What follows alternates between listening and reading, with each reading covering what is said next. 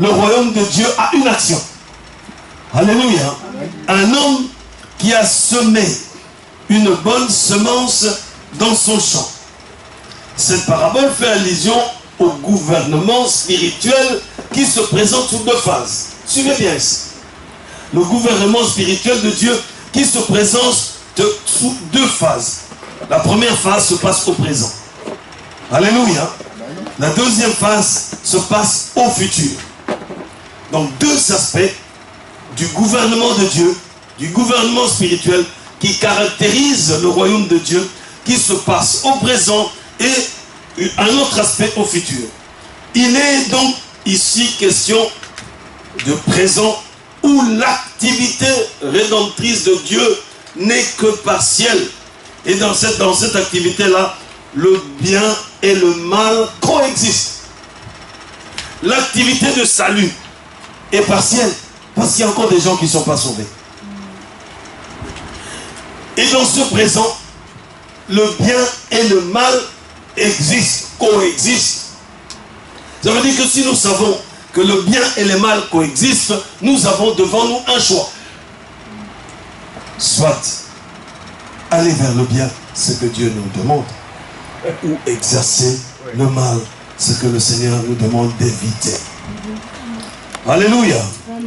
Dans la dernière partie de cette parabole, Jésus fait référence au royaume du futur. Et c'est là où il parle du temps de la moisson. Je vais vraiment demander à chacun de nous d'être concentré. Parce que je vais aller dans les détails. Amen. Amen. Et qu'on puisse être concentré. Sinon, on va sortir ici sans comprendre et ça sera léger. Donc, le royaume du futur, c'est le temps de la moisson.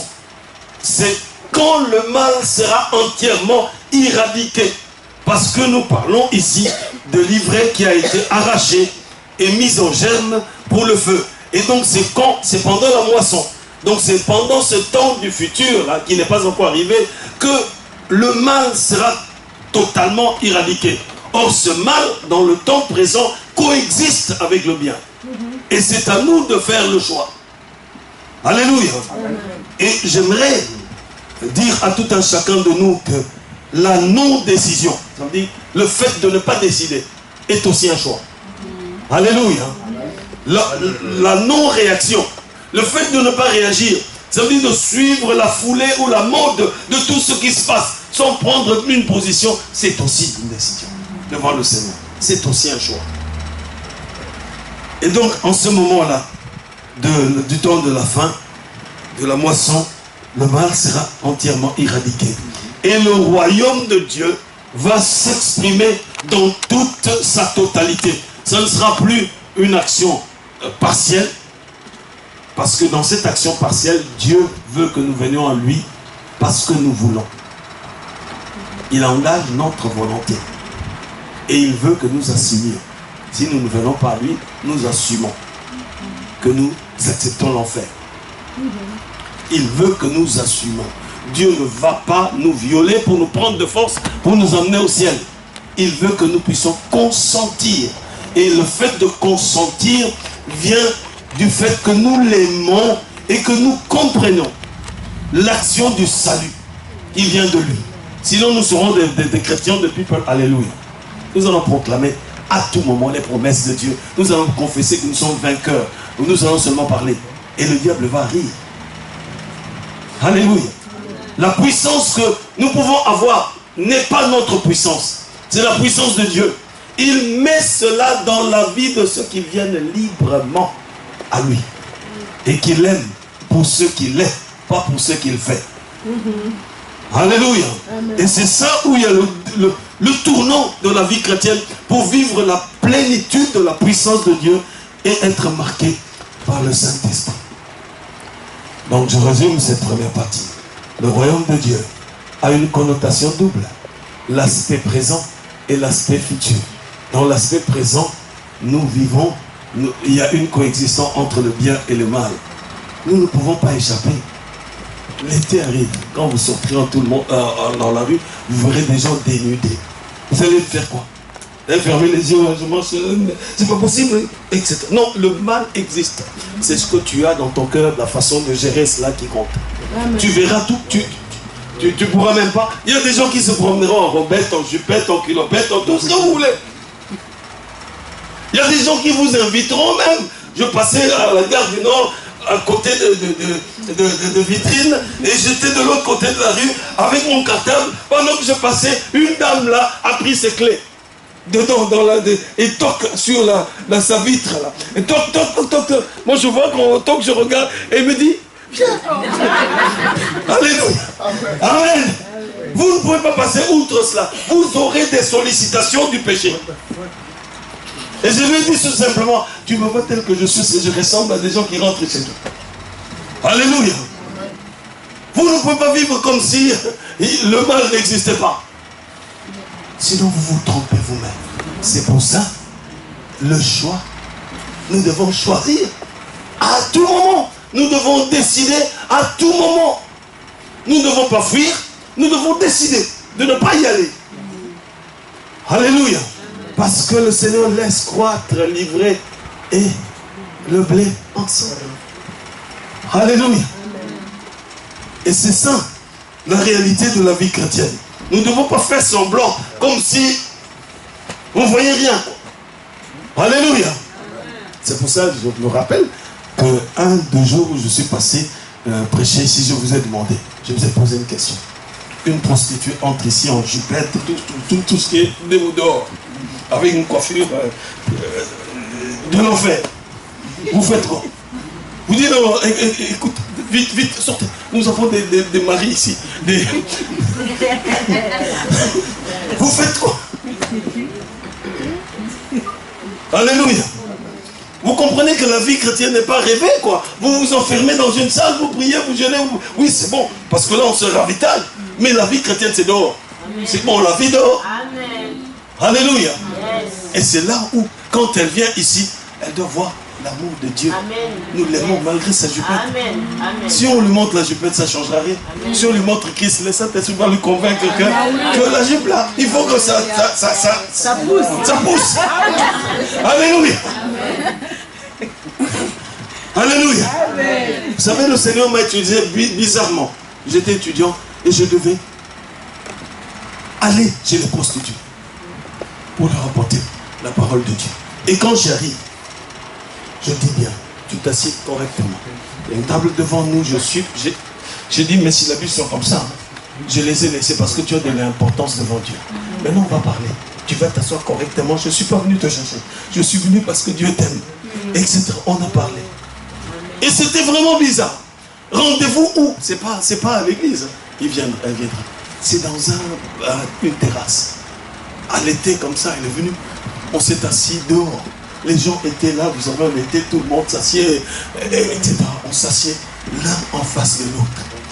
Maintenant, tout le monde était là, la terrasse est remplie. Quand on s'assied, elle se met à pleurer. Moi, je regardais comme ça, les gens, j'ai dit, Seigneur, pourquoi tu l'as fait pleurer comme ça? Les gens vont penser, mais ils vont penser quoi? Que ce monsieur-là, c'est un mauvais copain? C'est son copain? Il le fait maltraiter, non? Il dit, mais c'est un noir qui maltraite une blanche comme ça. C'est quoi? Moi, je dis, Seigneur, les gens commencent à regarder. À la fin, on n'a même pas parlé. Elle n'a fait que pleurer. Moi, je ne comprenais pas comment le Seigneur le faisait pleurer. Or, le Seigneur travaillait son cœur pour lui faire comprendre sa misère, pour qu'elle se répande. On n'a pas parlé. Et je suis rentré. J'ai dit, Seigneur, c'est quoi cette histoire-là? Les gens vont voir quoi? C'est pas possible. Mais si vous regardez aux gens, vous allez rater l'action, l'objectif de Dieu. Cette femme-là a donné sa vie à Jésus-Christ. Elle est mariée, elle est stable. Donc c'est pour dire que nous faisons face. Nous ne devons pas oublier qu'il y a l'ivraie à côté de nous. Et nous devons être conscients que nous avons fait un choix. Nous devons être conscients que notre destination, ce n'est pas le feu. C'est le grenier de Dieu. Amen. En tant que blé, nous devons aller au grenier de Dieu. Ça veut dire le ciel. Si nous oublions notre destination, nous sommes convoqués pour le feu. Alléluia. Amen. Nous devons donc faire très très attention pour que notre vie soit vraiment une vie où nous vivons le royaume de Dieu, sachant que nous sommes sur terre. Nous devons être conscients de toutes les réalités de sur terre. Et si nous sommes conscients, c'est alors que nous serons portés à faire des choix clairs. Pas des choix en hésitant. Alléluia. Amen. Notre deuxième point, ça concerne cette parabole. Dans son explication, Jésus nous donne un contexte bien précis. Celui qui sème la bonne nouvelle, c'est le Fils de l'homme. C'est Jésus. Et le champ, c'est le monde. Jusqu'à présent, nous ne pouvons pas quitter le monde. On est dans le monde. Quand nous vivons comme si nous étions au ciel, c'est une grave erreur. Parce que je dois manger. Au ciel, j'aurai le corps glorieux. Je ne mangerai pas. L'éclat de Dieu suffirait pour me nourrir. Alléluia. Je dois aller au travail. Sinon, si je ne travaille pas, je ne mange pas. C'est écrit qui ne travaille pas ne mange pas. Alléluia. Je dois décider de quitter le lit le matin. Si je ne décide pas, je resterai au lit et la pauvreté me rattrapera en vitesse. Alléluia. Et je dois garder une bonne relation avec ma femme, avec ma maison. Je dois vivre la réalité. Quand un enfant est malade, il pleure. Il est malade, il pleure. Je ne dois pas commencer à rentrer, à vivre comme s'il était au ciel. À moins que je l'envoie au ciel. Rapidement, puisque je ne m'occupe pas de lui. Alléluia. Donc, chaque chose ici-bas, nous devons en être conscients pour faire des bons choix. Pour que nous puissions vraiment avancer avec le Seigneur. C'est important. Et la bonne sémence, ce sont les fils du royaume. Et je souhaite que ce soit chacun de nous. Amen. Livrés, ce sont les fils du malin. Et l'ennemi qui a sémé, bien sûr, c'est le diable. La moisson, c'est la fin du monde. Et les moissonneurs sont les anges. Donc le Seigneur nous enseigne que le royaume de Dieu englobe deux types de plantes.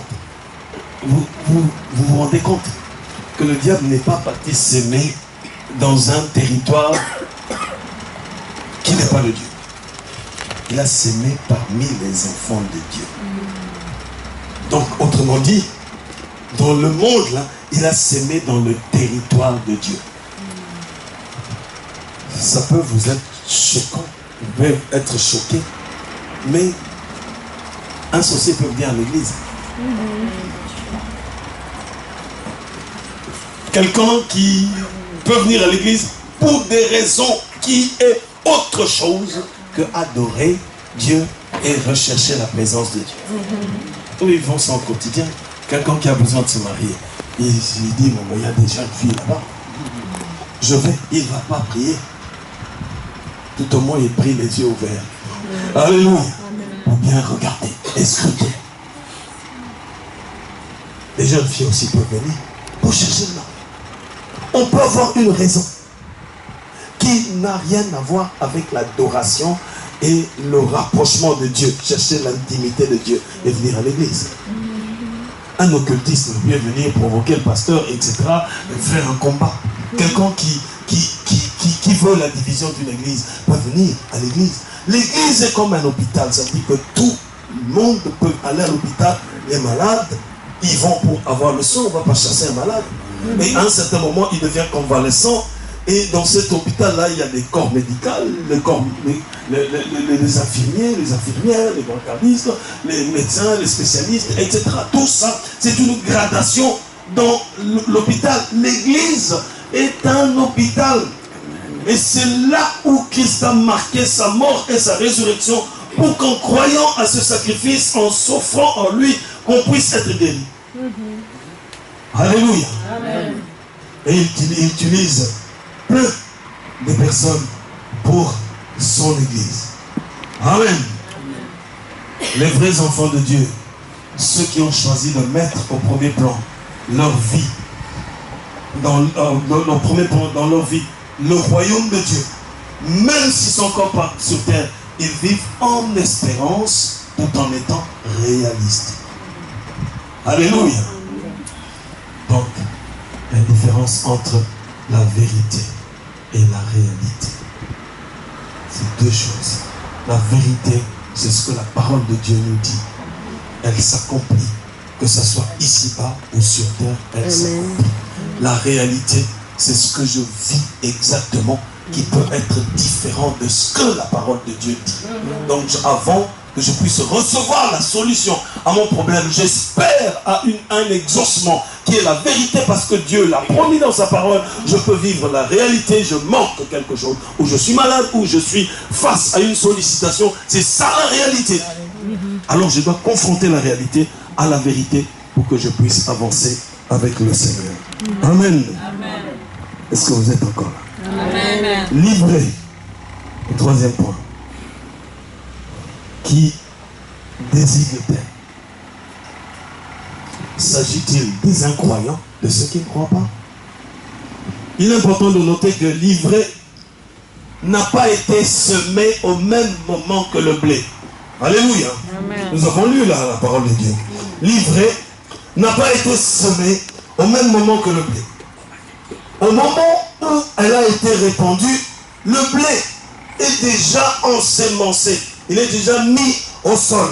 L'ivraie symbolise de ce fait les non-chrétiens. Deuxième remarque, j'aimerais qu'on puisse bien se souvenir d'un endroit où l'ivraie a été ensemencée. En plein milieu de blé. Alléluia. Amen. Le diable vous cherche parce que vous ressemblez à Jésus. Vous êtes créés à l'image et à la ressemblance de Jésus-Christ. Ce que lui n'est pas. Et il veut perturber. Il ne va pas aller dans le monde, parce que le monde lui appartient. Les gens du monde lui ont fait allégeance. Donc il cherche des adeptes, des gens qui ne lui ont pas encore fait allégeance. Et c'est pour ça qu'il répand son livret parmi les vrais enfants de Dieu. Autrement dit, comment saurais-tu que tu es vraiment un enfant de Dieu? C'est par tes épreuves. Alléluia. Amen. Si tu n'as pas d'épreuve, il faudra que tu t'arrêtes, tu dis, je suis quoi? Parce que ce sont les épreuves qui montrent que le diable est dérangé par ta vie. Alléluia. Amen. Il est dérangé par ta vie.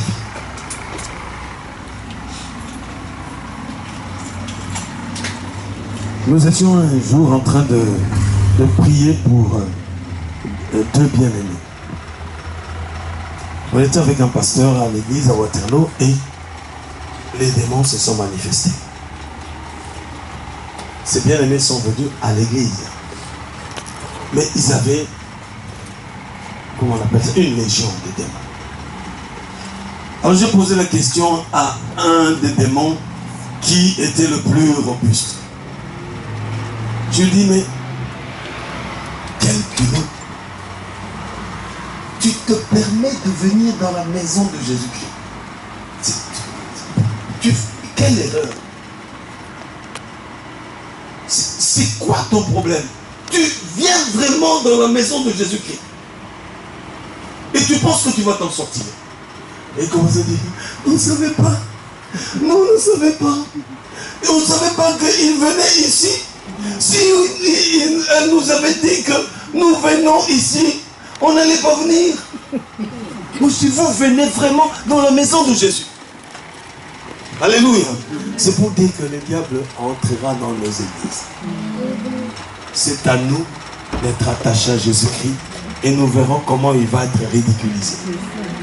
Sinon, nous allons introduire la mode mondaine dans l'église.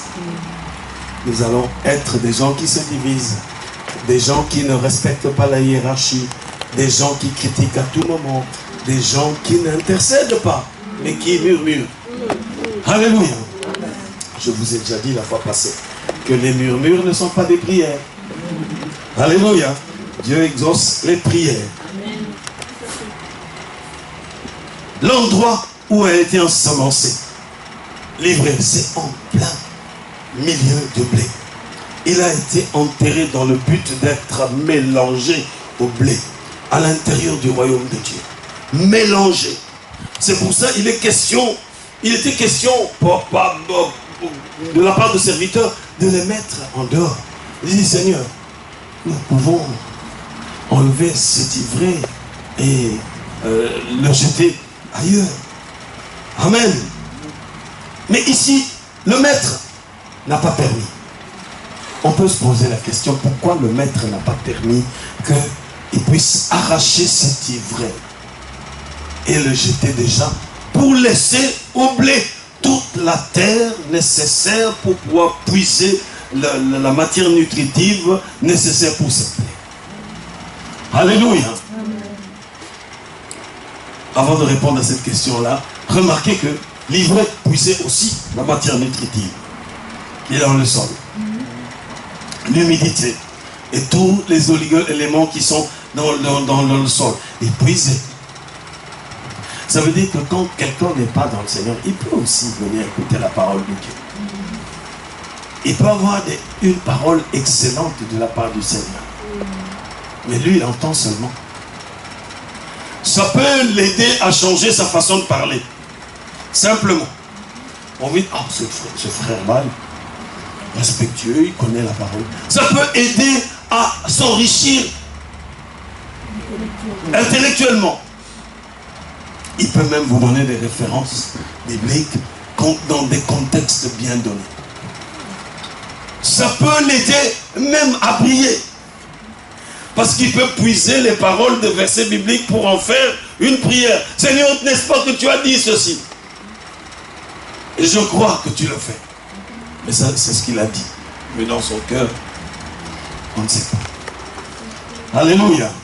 Et donc nous pouvons nous dire, c'est vraiment un enfant de Dieu, c'est quelqu'un qui aime le Seigneur, c'est un frère auquel nous pouvons donner des responsabilités à l'église. Alléluia. Et j'aimerais ici dire que l'ivraie, quand vous observez l'ivraie, le style d'ivraie barbu, donc il donne des épis, c'est avant l'apparition des épis, c'est vraiment la même chose physiquement que le blé. Donc, impossible de distinguer l'ivraie du blé. Il faut vraiment attendre la période des épis pour pouvoir distinguer. C'est une des raisons pour lesquelles le maître a dit non, n'arrachez pas. Alléluia. Amen. Sinon, vous pouvez aussi arracher le blé. Parce que quand vous êtes dans le Seigneur ne peut pas accepter de vous perdre. Alléluia. Amen. Ne peut pas. Il peut laisser l'ennemi à côté de toi pourvu que toi tu aies la vie qu'il te donne. Et l'ennemi ne te fera rien. Alléluia. Il ne te fera rien aussi longtemps que tu es entre les mains de Dieu.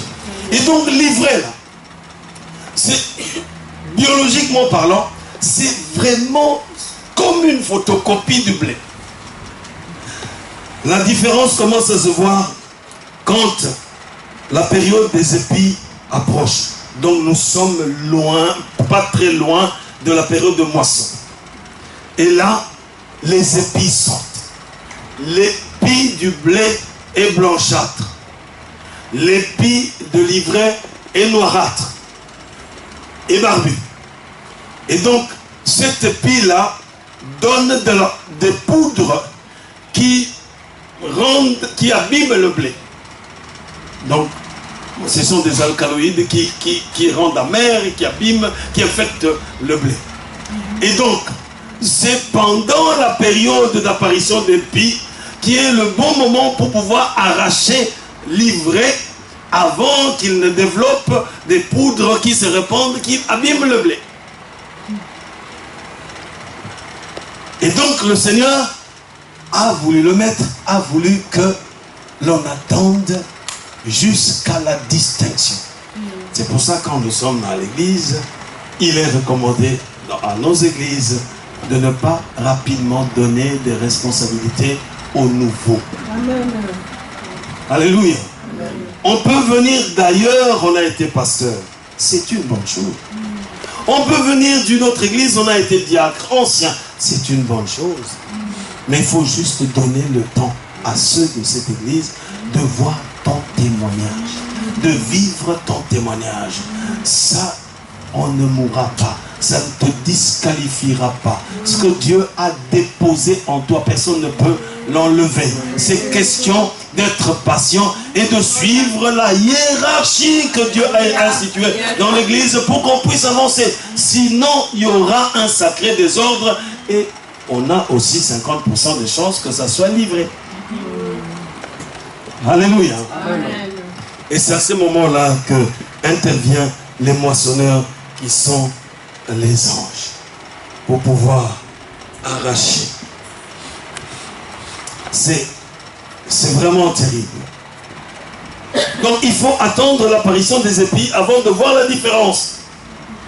Cela nous rappelle bien sûr les paroles de Jésus-Christ dans Matthieu chapitre 7, le verset 20, qui nous dit, c'est à leurs fruits que vous les reconnaîtrez. C'est à leurs fruits que vous le reconnaîtrez. En quoi les fruits nous aident-ils à le reconnaître? J'ai bien dit que les grains de l'ivraie sont foncés, presque noirâtres, alors que ceux du blé sont blanchâtres. Et les grains de l'ivraie sont néfastes à la santé, parce que ça répand de la poudre qui non seulement est amère, mais qui peut engendrer des complications de santé.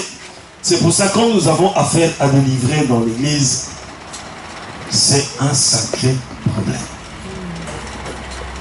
Qu'est-ce qu'il faut faire?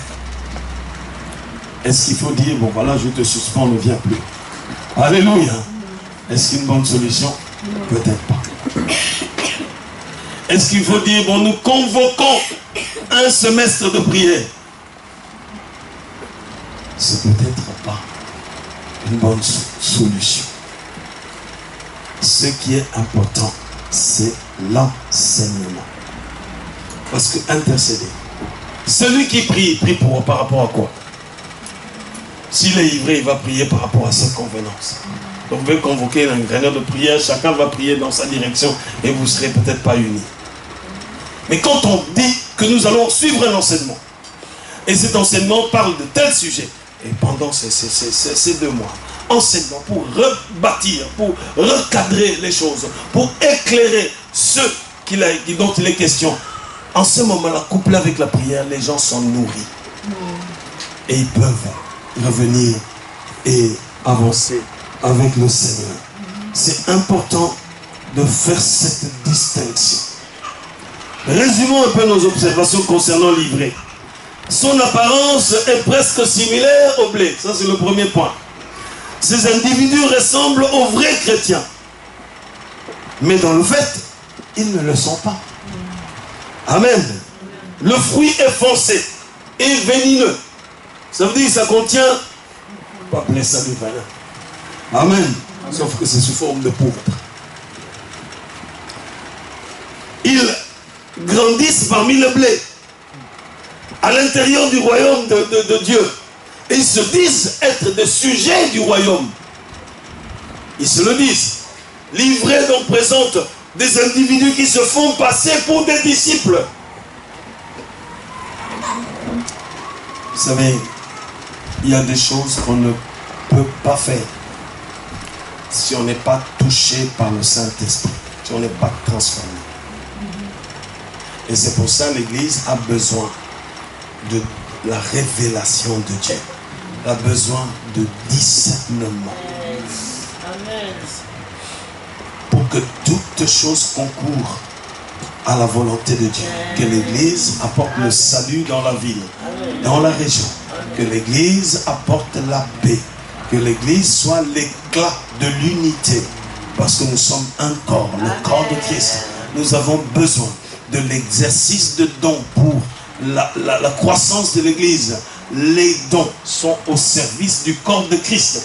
Les dons ne sont pas au service des individus. Quand quelqu'un comprend ça, il saura que son don n'est pas pour lui. C'est pour le corps de Christ. Donc il ne peut pas se vanter d'avoir ce don. Il va se vanter de Christ qui agit au travers de sa faible personne pour l'édification de son corps. Et quand on comprend ce genre de choses, on va calmer celui qui murmure. Et on va donner la main d'association pour intercéder. Alléluia. On ne va pas troubler les couples. On va les assembler pour s'aimer. Les aider à ouvrir les yeux pour que l'un et l'autre voient les qualités de l'un et l'autre. Parce que dans le mariage, parfois, on ne voit pas les qualités. C'est quelques gens de dehors qui disent, mais tu ne vois pas, tu es aveugle ou quoi? Est-ce que tu ne vois pas ce que nous voyons?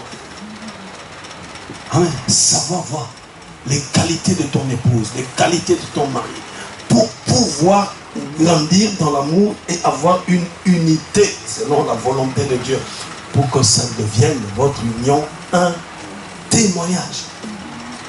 Alléluia. Parce qu'on peut être aussi ivré à la maison. Alléluia. On peut être délivré à la maison. Vis-à-vis de son mari, vis-à-vis de son épouse, on peut être vraiment une vraie ivrée. Alléluia. Dès qu'on débat à la maison, la guerre commence. Ok? Et le ring de boxe est déjà bien dressé. Je ne sais pas si c'est le ring de boxe ou de catch. Mais, c'est pour dire que être ivré est un problème. Est un problème qui ça veut dire qu'il ne se manifeste pas directement. Qui se manifesteront dans le temps. Ça veut dire qu'ils ont le temps de croître et d'exprimer la ressemblance avec le blé. Et au dernier moment, quand les gens vont être étonnés, ils voient déjà des épis. N'est-ce pas que les serviteurs ont demandé au maître, n'est-ce pas que tu as ensemencé le blé? Comment ça se fait qu'il y a de l'ivraie? Le maître dit non, c'est l'ennemi qui est venu pendant que vous dormiez. Alléluia. Pendant que vous dormez. Comment comprendre ce sommeil? Est-ce un sommeil spirituel? Est-ce que nous dormons? Est-ce que vous priez pour votre église? Alléluia. Est-ce que vous prenez le temps de prier, de citer chacun dans l'église, le citer nommément devant Dieu? La question que je pose, qui est-ce que tu connais ici? Si tu connais personne, tu ne peux citer personne dans ta prière. Le moment de communion fraternelle, tu rencontres qui? Toujours les mêmes personnes avec qui tu es habitué. L'inconnu là qui ne parle pas, il faut l'aborder. Il faut aller là, il faut le voir. Comment vas-tu? Tu t'appelles comment? Ah, Dieu mis tout. Oh, c'est merveilleux de faire connaissance. Quand vous faites cela, quand vous allez vous agenouiller, le Seigneur va commencer à te rappeler les prénoms de chacun. Pour prier pour chacun. Alléluia. Si on ne comprend pas qu'on est un corps, le corps de Christ, c'est difficile. Vous pouvez connaître une explosion dans cette commune parce que vous priez les uns pour les autres. Citez le nom les uns pour les autres. Parce que parfois on ne vous donnera pas de sujet de prière. Vous allez regarder seulement une soeur, vous voyez qu'elle est plus triste qu'avant, la fois passée. Le Seigneur vous a simplement montré qu'il est triste. Il ne vous a pas dit plus. Alléluia. Quand tu rentres à la maison, tu dis, ma soeur, Seigneur, ma soeur, je l'ai vue autrement. Amen. Tu connais ce qu'elle vit. Yes. Alléluia. Alléluia. Amen. Touche. Là où il y a la maladie, guérie. Là où il y a les soucis, ôte par la puissance du Saint-Esprit. Là où il y a des fardeaux qui descendent. Là où il y a la déception, Seigneur, restaure. Là où il y a des challenges, parce qu'il peut y avoir des challenges, il a un examen à faire. Il y a des challenges, Seigneur, arme-les. Si c'est un élève, un étudiant, renouvelle l'intelligence, la connaissance, la science, la mémoire, la sagesse. Fais trembler son professeur devant lui. Alléluia. Quand j'étais étudiant, je priais comme ça. Seigneur, fais trembler le prof là. Un prof incroyable. Même les étudiants ont peur de lui. Moi, je dis, Seigneur, fais-le trembler devant moi. Alléluia. Et j'arrive à l'examen. J'entre dans son... Nos examens étaient oraux. J'entre dans son bureau. Je m'approche de lui. Avant même que je m'assieds, il me bombarde une question de chimie organique. Moi, j'avais prié que Dieu fasse trembler. Parfois le Seigneur peut vous mettre à l'épreuve aussi. Alors moi, je me tourne vers le professeur.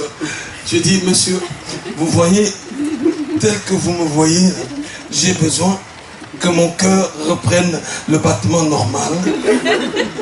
Après ça, vous verrez que je pourrai vous répondre. Si mon cœur, qu'il me faut, reprend le battement normal, je vous répondrai. Ce prof qui ne riait jamais, a ri à gorge déployée. Il dit, monsieur Diakis, vous voyez, bon, on n'a pas beaucoup de temps, mais il a ri incroyablement. Et moi, dans mon cœur, je dis, j'ai gagné. J'ai réussi à te faire rire. Le Seigneur a fait que le climat se détende. Et donc je me suis assis, il continue à rire parce qu'il n'a jamais entendu qu'on lui dise que non. Moi j'ai dit au Dieu de faire battre, je lui dis que mon cœur bat. Donc ça veut dire que je lui dis le contraire de ce que moi je demande à Dieu de dire. Lui il pense qu'il a gagné, il n'a pas gagné, il a simplement ri, il a donné une ambiance, mais c'est moi qui ai gagné. Parce que quand j'ai commencé, il a posé ces 4 questions, j'ai commencé à répondre, je voyais qu'il tremblait. Je dis Seigneur, toi t'es grave. Le prof tremblait devant moi. Alléluia. Et donc c'est pour dire que quand nous sommes attachés à Dieu, il peut permettre dans nos épreuves, dans nos challenges, que nous rencontrions vraiment des difficultés. Donc nous devons intercéder les uns les autres. Quand nous allons terminer, tu vas être à côté que de celui avec qui tu ne bavardes pas souvent. Alléluia. Celui que tu fouilles même. Alléluia. Parce que la nature, vos natures sont différentes. Tu as l'impression qu'il est mathématiquement silencieux. C'est celui-là que tu vas aller voir pour lui dire que Jésus l'aime. Et à cause de Jésus, l'amour que tu as pour lui, c'est l'amour de Jésus. Amen. Et c'est comme ça que nous construisons un corps qui est l'Église. Et quand nous avons un corps comme ça pour l'Église, qui intercède les uns pour les autres, nous allons impacter cette région. Nous allons impacter cette ville. Alléluia. Nous allons impacter cette ville. Parce que nous allons prier les uns pour les autres. Même si nous ne connaissons pas les sujets des uns et des autres, le Seigneur va vous révéler. Alléluia. Et c'est bien même parce que ça permettra la discrétion. Et qu'on dira les sujets précis que quand on a affaire à quelqu'un qui est confirmé comme intercesseur, pour éviter de répandre la vie privée des uns et des autres, parce que vous avez tellement de la valeur devant Dieu qu'on n'a pas le droit de répandre vos vies privées devant tout le monde. C'est seulement ceux qui se sont engagés devant Dieu, qui sont dit à Dieu, je deviens une tombe. Ça veut dire que quand quelque chose est enterré, il est enterré. Nous avons dit ça à Dieu et ça reste enterré. Personne ne verra cela. Il n'y a que Dieu qui verra et qui peut faire ressusciter et donner la réponse. Si on peut même dire au frère ou à la soeur, si tu entends ton histoire ailleurs, c'est toi. Alléluia. Amen. Quand on atteint ce niveau-là, c'est là où le Seigneur commence à faire des choses. Amen. Alléluia. Amen. Et prier les uns les autres, parce que nous sommes un corps. Donc nous avons résumé un peu ce que représente l'ivraie. Ça représente des individus qui se font passer comme des disciples. Ils parlent comme des disciples. Ils participent aux mêmes activités à l'église, jusqu'à un certain point. Et ils se comportent comme eux. Et ils s'imaginent être des fils du royaume. Mais en réalité, il ne représente que la forme extérieure de la foi, sans en toucher le fond. Alléluia. Amen. Et nous devons faire attention à cela. Il y a un autre point qui se dégage dans ce résumé, c'est que il existe une étroite relation entre l'ivraie et le blé. Ça, c'est dans le résumé que je sais. Les fils du malin et les fils du royaume se croisent et accomplissent des activités ensemble. Quand vous allez au travail, est-ce que vous rencontrez des chrétiens? Il se peut que dans ton service, il y ait un chrétien. Mais s'il n'y en a pas, Vous allez dire, non, non, non, je ne veux pas tracer sur cette là. Non, non, non, c'est pas possible. Je ne veux pas parce qu'il n'y a pas de chrétiens, mais je n'ai pas envie de me mêler avec des gens, etc. Alors dans ce cas-là, vous aurez raison. Le mal coexiste avec le bien. Jusqu'au jour où le Seigneur viendra nous prendre. Parce que si les gens ne voient pas que vous êtes différents, comment est-ce qu'ils vont se convertir? On regarde, on croise les gens en cours de route. Nous parlons avec tout le monde, ils ne sont pas obligatoirement chrétiens. Notre sélection, ce n'est pas parce qu'ils n'ont pas cru en Jésus-Christ que nous devons leur faire du mal ou être réservés. Ils sont des hommes créés par Dieu. Nous sommes obligés de composer. Mais c'est à nous de mettre devant, de montrer la différence. Notre appartenance à Jésus-Christ. Sinon, nous serons des activistes. Nous allons commencer comme les autres religions extrémistes, commencer à massacrer les autres qui ne croient pas en Jésus-Christ. Alléluia. Et donc, nous devons comprendre que nous coexistons. Nous verrons le mal. La différence, c'est que il y a une différence entre voir le mal et chercher le mal. Tu allumes ta télévision, tu vois des choses. Maintenant, c'est la journée même. Ils mettent de n'importe quoi. Tu as vu. Tu peux dire, non, j'ai péché, Seigneur. Qu'est-ce que tu commences à te... Non, tu as vu. Maintenant, choisir, c'est autre chose. Tu peux tourner l'autre. Tu peux pas, c'est pas toi qui as mis ça. Tu ne peux pas porter le péché de quelqu'un d'autre. Il y a un système qui met de n'importe quoi. Tu allumes ton ordinateur sans appeler ces choses-là. Ils viennent. Alors toi, tu commences à te vivre une vie de culpabilité. Et tu te déranges. C'est vraiment le projet de l'ennemi. Pour que tu vives une vie de culpabilité. La culpabilité viendra si, après avoir vu, tu choisis d'y rester. Alléluia. Mais si tu dis non, ça c'est pas moi. Tu tournes, tu vends, tu n'as pas à porter ce fardeau. Sinon, si le Seigneur voulait que ce soit comme ça, dès le moment où quelqu'un se convertit, il allait prendre, viens chez moi au ciel, parce que là-bas, il n'y a rien. Il y a quelque chose, il n'y a rien. Alléluia. Donc, les jeunes gens, quand vous marchez en cours de route, vous voyez une fille qui déborde de beauté, capable d'introduire des accidents de circulation. Et vous avancez, si vous voyez, vous avez vu, c'est tout. Et vous passez calmement, vous glorifiez Dieu d'être un architecte qui a créé une beauté comme ça. Alléluia. Je préfère être réaliste, hein, pour qu'on puisse voir que la vie chrétienne n'est pas une rêve, des rêves, quoi. Quand tu es passé, si tu continues gentiment ton chemin, c'est bon. Mais si tu te retournes, tu dis, mon Dieu. Même si tu as dit mon Dieu. Alléluia. Ça commence à cogiter, ça veut dire le choix. Est-ce que je rentre et je rebrousse chemin ou quoi? Là, c'est un choix. Et donc nous sommes confrontés à des réalités. Nous devons être capables de savoir que c'est la réalité.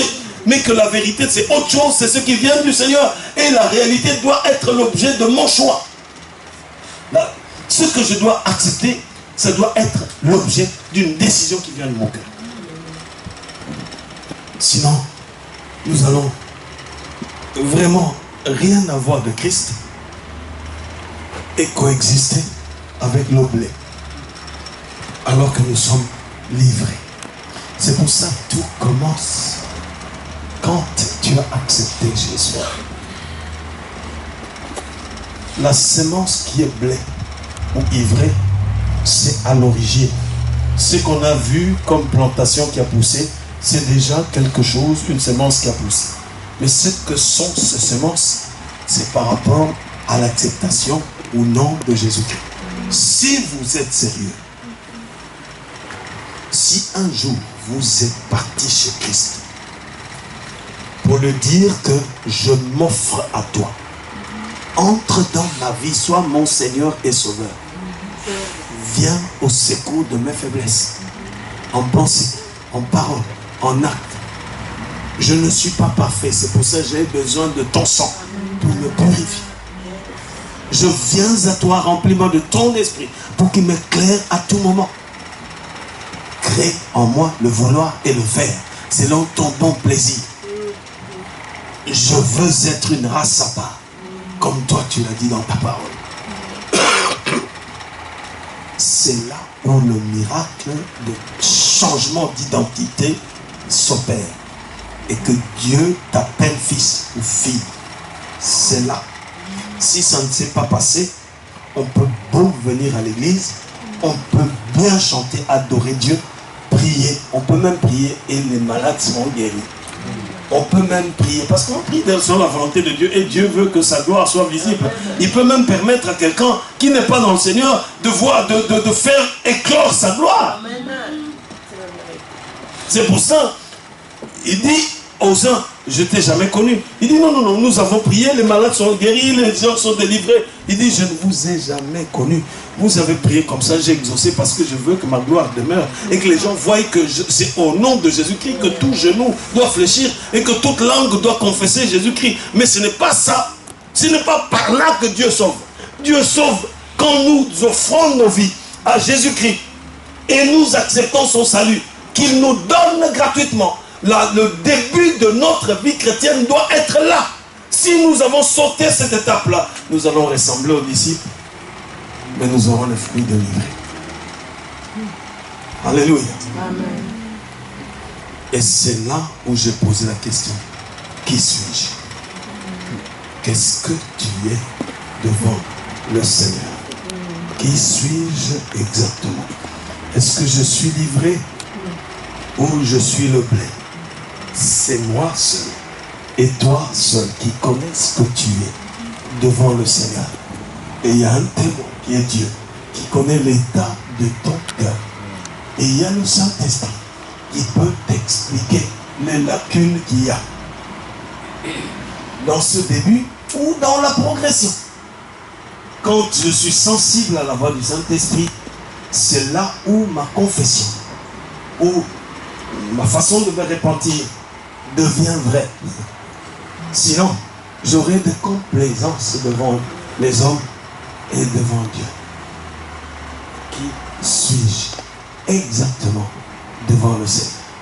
Si j'ai une réelle idée de ce que je suis, ça me permet de montrer à Dieu là où je ne peux pas, parce que lui, il peut tout. Et là où il m'a qualifié pour qu'il puisse m'aider à développer le talent et comprendre ce qu'il attend de moi pour que je puisse exercer le ministère pour sa gloire. Sinon, j'aurais raté les objectifs que Dieu a mis dans ma vie et je serai le blé. Je serai le livré. Quand on est livré et qu'on attend la distinction des épis, et quand on aura remarqué que c'est livré, c'est trop tard. Parce qu'il est maintenant destiné au feu. C'est pendant que c'est une semence encore. Quand j'ai encore le choix de décider d'accepter Jésus-Christ comme Seigneur et Sauveur, c'est là où je reçois la génétique de Jésus-Christ pour devenir le blé. C'est là où je reçois l'ADN de Jésus-Christ pour être livré. C'est là où je reçois l'information qui vient de Christ pour faire que mon devenir lui ressemble. Sinon, si je rate ce point névralgique, je peux beau prier en langue, je peux beau exercer le ministère, je serai l'enfant du voisin. Alléluia. On peut me dire, mais comment ça se fait qu'il a passé toute sa vie dans l'église? Il a passé toute sa vie dans l'église sans être disciple. Alléluia. Ce n'est pas l'église qui sauve, c'est Christ qui sauve. Ce n'est pas l'église qui communique la capacité d'opérer dans le ministère. C'est le Saint-Esprit qui donne cette capacité. En ce moment-là, tu viens à l'église pour exercer le ministère. Alléluia. Et donc je dois faire attention pour que cela soit agréable. Qui suis-je? Qui est-ce que tu es? Nous fermons les yeux pour prier.